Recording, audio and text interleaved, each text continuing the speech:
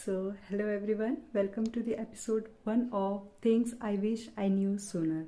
So, I'm a new mom. তো আমরা আমাদের নিউবর্ন পেজ কমপ্লিট করেছি।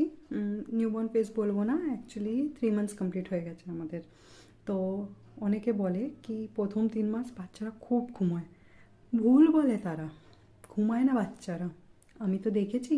এবার অনেক বেবিসের মানে আলাদা আলাদা বেবিসের আলাদা আলাদা থাকে, কিন্তু আমার কেসে এটাই হয়েছিল, একদম ঘুমাতো না।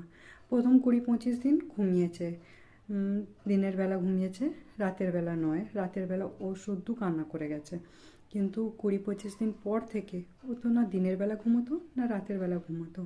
মানে দিনের বেলা ঘুমাতো একটু আধটু অল্প ঘুমাতো, আর রাতের বেলা তো একদমই ঘুমাতো না। কিন্তু এটা একটা ভালো জিনিস হয়েছিল কি রাতের বেলা না ঘুমালেও ও খেলা করতো, কাঁদতো না, আগেকার মতন অত কাঁদতো না। তো আমার খুব টেনশন হতো কি কী হলো, কেন আমার বেবি এত কম ঘুমায়। কারণ বলে কি 14 to 18 আওয়ার্স ঘুমানো দরকার, কিন্তু আমার বেবি 14 আওয়ার্সও ঘুমাতো না। আমার টেনশন হতো, তাই আমি ডাক্তারকে বলেছিলাম। তো আমার ডক্টর আমাকে বলেন কি না ঠিক আছে, ও যতক্ষণ হ্যাপি আছে, ওর মুড ভালো আছে, ওর গ্রোথ ভালোভাবে হচ্ছে, ওর ওয়েট বাড়ছে, ততক্ষণ টেনশন নেওয়ার কিছু নেই।